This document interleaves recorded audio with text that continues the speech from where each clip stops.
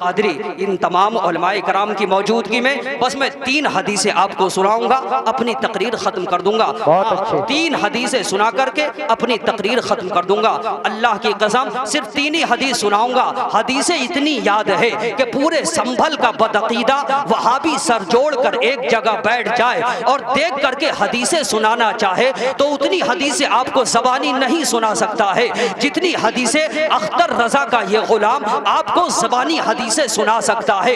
کیونکہ بیٹا دیکھنا ہو تو ماں کی نظر چاہیے، اور حدیث مصطفیٰ پڑھنی ہو تو محبت کی نظر چاہیے۔ عداوت کی نظر اور ہوتی ہے، محبت کی نظر اور ہوتی ہے۔ اب ذرا حدیث سننا چاہتے ہو تو ذرا ہاتھوں کو ہوا میں لہرا کر یا رسول اللہ، سارے لوگ محبت سے یا رسول اللہ، میری جانب جو ہو جائے اشارہ یا رسول اللہ، چمک جائے میری قسمت کا تارا یا رسول اللہ، مقدر میں میرے لکھ دو دوبارہ یا رسول اللہ، کروں میں پھر مدینے کا نظارہ یا رسول اللہ۔ سنیے ترمذی شریف جلد ثانی پیج نمبر 290 بابو ماجہ فی التسبیح حدیث نمبر 28، حدیث نمبر 28 کے سطر نمبر لائن نمبر 14 15 16 کی حدیث شریف سنیے۔ قال النبی صلی اللہ تعالی علیہ وسلم التسبیح نصف المیزان التکبیر یملؤہ الحمدللہ يملأه ما بين السماء والأرض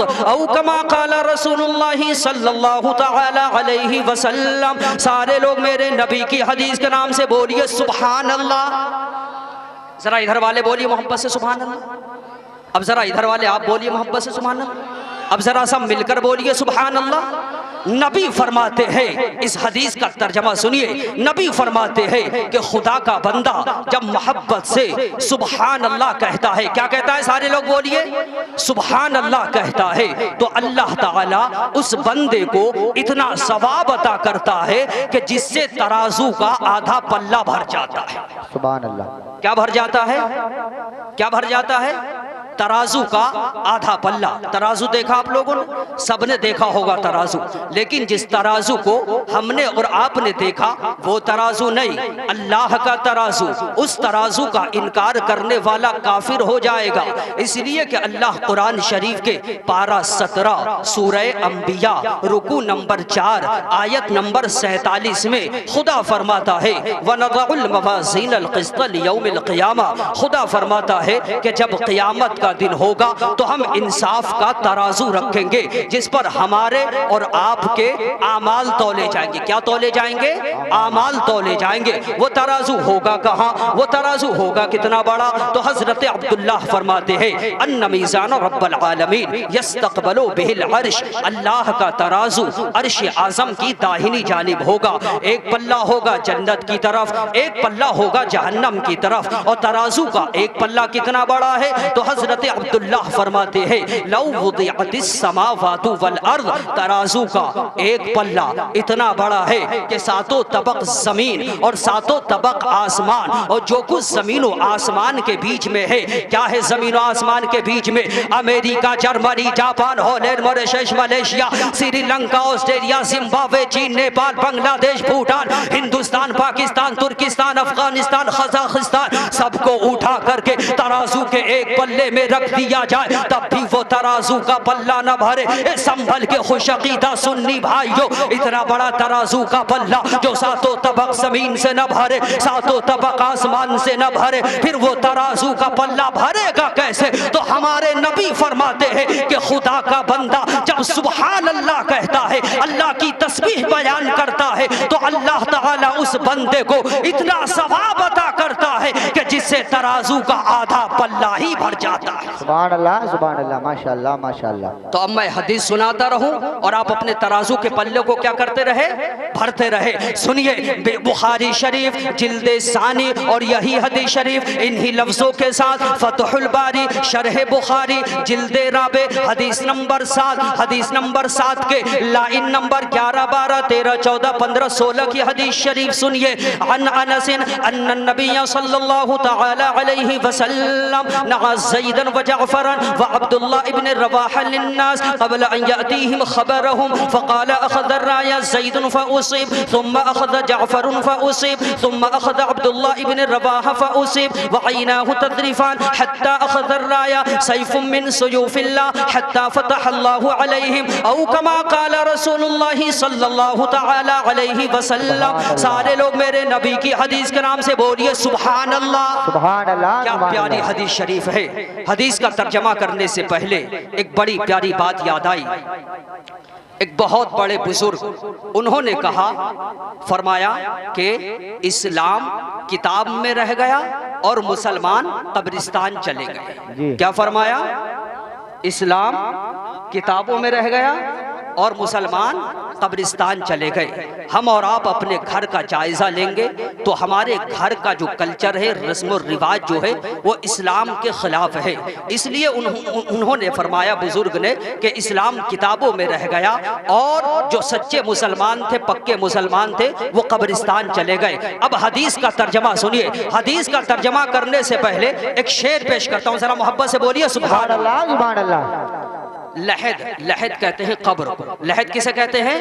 قبر کو. اب ذرا شعر سنیے کہ لحد میں آقا کی دید ہوگی، لحد میں آقا کی دید ہوگی، میں سج کے گھر سے نکل رہا ہوں. لحد میں آقا کی دید ہوگی، میں سج کے گھر سے نکل رہا ہوں. میرے عزیزو یہ رونا کیسا، میرے عزیزو یہ رونا کیسا، مکان ہی تو بدل رہا ہوں. میرے عزیزو یہ رونا کیسا، مکان ہی تو بدل رہا ہوں.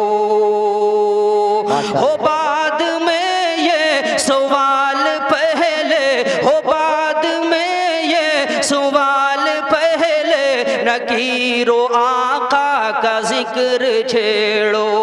اور ملن کی شب ہے کفن میں اپنے، ملن کی شب ہے کفن میں اپنے، خوشی کے مارے میں چل رہا ہوں. ملن کی شب ہے کفن میں اپنے، خوشی کے مارے میں چل رہا ہوں. لحد میں آقا کی دید ہوگی، میں سج کے گھر سے نکل رہا ہوں. تو ہر مومن موت کی تمنا کرتا ہے تاکہ قبر میں پیارے نبی کی زیارت ہو. کیا ہو؟ قبر میں پیارے نبی کی زیارت ہو. خیریت چاہتے ہیں کہ قبر میں سکون ملے اور حشر میں سرخروئی ملے تو زیادہ سے زیادہ اللہ اور اس کے رسول کا ذکر کیجئے، ورنہ تو کوئی باپ فائنل. کچھ بدعقیدے ایسے ہوتے ہیں جو صرف نماز جنازہ پڑھتے ہیں، قبر پہ جا کر مٹی نہیں دیتے ہیں، کہتے ہیں قبر پہ جانا شرک ہے، قبر پہ جانا منع ہے. اس بدعقیدے سے کہا جائے کہ کیا قبر پر جانا منع ہے تو مرنے کے بعد انسان قبر میں جاتا ہے یا قبر تک ہی جاتا ہے؟ تو ہم لوگ اہل سنت والجماعت یہ ہمارا عقیدہ ہے اور ہمارا عقیدہ قرآن اور حدیث کے مطابق ہے. ہم اہل سنت والجماعت اپنے مرنے والے کے قبر پر بھی جاتے ہیں، ان کے لیے ایصال ثواب کرتے ہیں، اپنے بزرگوں کے قبر پر بھی جاتے ہیں. تو ہم لوگ بھی جاتے ہیں تو قبر تک ہی جاتے ہیں. کہاں تک جاتے ہیں؟ قبر تک. لا فی القبر، قبر میں نہیں جاتے ہیں، یعنی قبر میں نہیں جاتے ہیں، قبر تک ہی جاتے ہیں. جب قبر تیار ہو جاتی ہے تو فاتحہ پڑھنے کہاں تک جاتے ہیں؟ قبر تک. مولانا قاسم رضا منظری جائے تو قبر تک، ناظم رضا صاحب جائے تو قبر تک. تو ہم لوگ بھی جاتے ہیں تو قبر تک ہی جاتے ہیں. کس کی مجال ہے کہ مٹی ہٹائے، تختہ ہٹائے اور اس میں جائے؟ نہیں، ایسا ہوتا بھی نہیں ہے اور ایسا کوئی کرتا بھی نہیں ہے. لیکن یاد رکھنا، ارے قبر وہ منزل ہے کہ جہاں کسی کو کسی کا رشتہ دار کام نہیں آئے گا، جہاں کسی کو کسی کا بھائی کام نہیں آئے گا. اور اگر کبھی کسی وجہ سے اللہ کو منظور ہو کہ قبر میں عذاب کر دیا جائے تو بیٹا قبر میں تڑپتا ہوگا لیکن باپ کو خبر نہیں ہوگی، باپ قبر میں تڑپتا ہوگا لیکن بیٹے کو خبر نہیں ہوگی۔ یاد رکھنا، ارے قبر وہ منزل ہے کہ وہاں نہ تو دوست کام آتے ہیں، وہاں نہ تو بھائی کام آتے ہیں، وہاں نہ تو کوئی رشتہ دار کام آتا ہے۔ اگر قبر میں کوئی کام آتا ہے تو وہ آمینہ کا لال کام آتا ہے، ہمارے نبی کام آتے ہیں۔ اللہ تعالیٰ نے اپنے محبوب کو اتنا پاور دیا ہے کہ ان کا غلام دنیا کے جس خطے میں جہاں کہیں دفن کیے جائے، اللہ کے نبی اپنے غلاموں کے قبر میں آتے ہیں، اور جب نبی وفاداروں کے قبر میں آ جاتے ہیں، جب نبی شبیداروں کے قبر میں آ جاتے ہیں، جب نبی اللہ والوں کے قبر میں آ جاتے ہیں، جب نبی نمازیوں کے قبر میں آ جاتے ہیں تو پھر منظر بدل جاتا ہے، کیفیت الگ ہو جاتی ہے، سما الگ ہو جاتا ہے۔ بریلی کے تاجدار، فخر زمین و زمان، تاجدار اہل سنن، منبع علم و فن، زینت باغ و چمن، شیر حق باطل شکن، ماہر الفتاوی والشرع، کامل التقوی والورع، خلیق عتیق، مذہب تحقیق و تطبیق، کامل الادراک، معدن فصاحت و بلاغت، غواص بحر حقیقت و معرفت، فیاض راہ شریعت و طریقت، امام جلیل الشان، فخر ہندوستان، ہم سنیوں کی جان، سبحان اللہ بولو مسلمان۔ امام احمد رضا خان اعلیٰ حضرت فاضل بریلوی نے اسی منظر کشی کو اپنی شاعری میں بیان کرتے ہوئے امام احمد رضا خان فرماتے ہیں، اے لوگو کیا تم نے تاریخ کو پڑھا نہیں، علماء سے سنا نہیں؟ نبی آ گئے ہیں، بہار آ گئی ہے، نبی آ گئے ہیں، خوشحالی آ گئی ہے۔ ہمارے نبی حضرت آمینہ کے گھر آ گئے، ان کا گھر مہک گیا، حضرت حلیمہ کے گھر گئے، ان کا گھر مہک گیا۔ ہمارے نبی غار ہیرا میں گئے، غار ہیرا مہک گیا،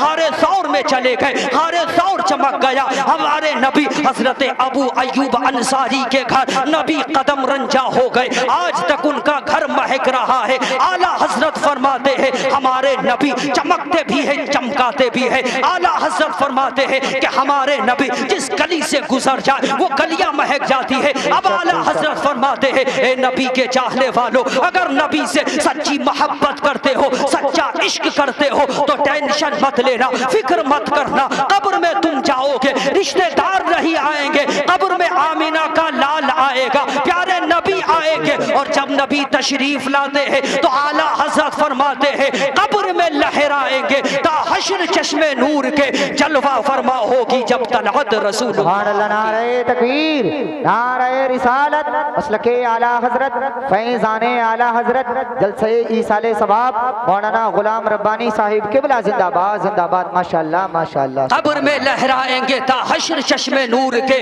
جلوہ فرما ہوگی جب طلعت رسول اللہ کی۔ سنیے مشکات شریف جلد اول صفحہ نمبر 36 کتاب العلم، عن ابی ہریرہ رضی اللہ تعالی عنہ قال النبی صلی اللہ تعالی علیہ وسلم اذا مات الانسان انقطع عنه عمله الا من ثلاثة صدقة جاریہ او علم ينتفع به او ولد صالح يدعو له او كما قال رسول اللہ صلی اللہ تعالی علیہ وسلم۔ سارے لوگ میرے نبی کی حدیث کے نام سے بولیے سبحان اللہ، سبحان اللہ، سبحان اللہ۔ ایک بار اتنی اس نیت سے بولیے تاکہ اس سبحان اللہ کا ثواب مرحوم التمش کی روح کو پہنچے۔ محبت سے بولیے سبحان اللہ، سبحان اللہ۔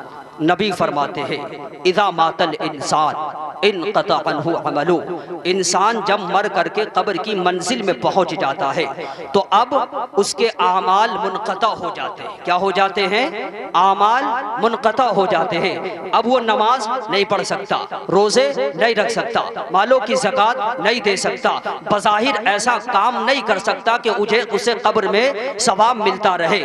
لیکن نبی فرماتے ہیں الا من ثلاثہ، تین کام ایسے ہیں کہ مرنے والا ان تین کاموں میں سے کوئی ایک کام کر کے قبر کی منزل میں پہنچ جائے تو ان کاموں کی وجہ سے اسے مرنے کے بعد بھی قبر میں ثواب ملتا رہتا ہے، قبر میں مرنے کے بعد بھی ثواب ملتا رہتا ہے۔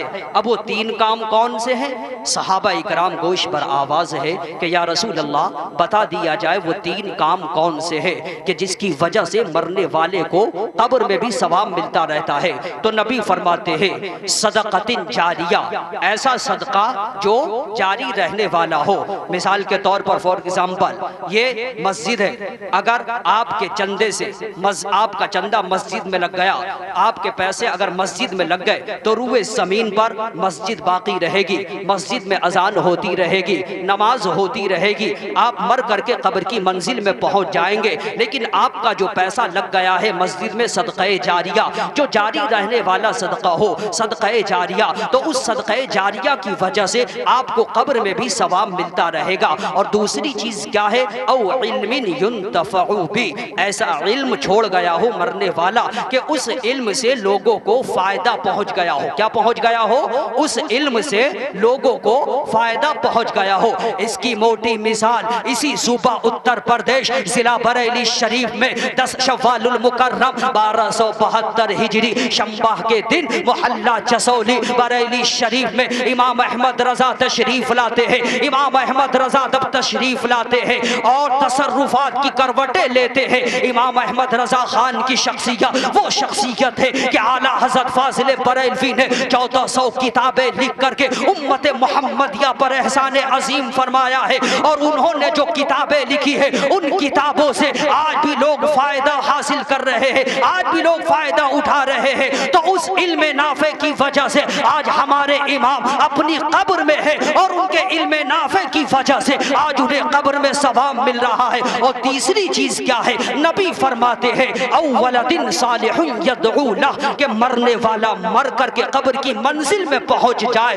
اور نیک اولاد چھوڑ جائے, اور وہ اولاد اپنے والدین کے لیے مغفرت کی دعائیں کرتا رہے, تو اس نیک اولاد کی وجہ سے مرنے والے کو قبر میں ثواب ملتا رہتا ہے. سبحان اللہ. اے خوش عقیدہ سنی بھائیو, آج کے اس جلسے سے یہی پیغام لے کر کے جاؤ, یا تو اپنا پیسہ ایسی جگہ لگاؤ جو صدقہ جاریہ بن جائے, یا ایسا علم چھوڑ کر کے جاؤ جس سے لوگوں کو فائدہ پہنچ جائے, یا ایسی اولاد چھوڑ کر کے جاؤ جنہوں نے دنیا میں رہ کر کے علم حاصل کیا ہو اور اس علم سے لوگوں کو فائدہ پہنچ جائے, اور وہ آپ کی اولاد آپ کے لیے مرنے کے بعد آپ کے لیے مغفرت کی دعا کرتے رہے. تو اس مغفرت کی دعا کی وجہ سے آپ کو قبر میں ثواب ملتا رہے گا. قرآن فرماتا ہے الذی خلق الموت والذی خلق الموت والحیات لیبلوکم ایکم احسن عملا.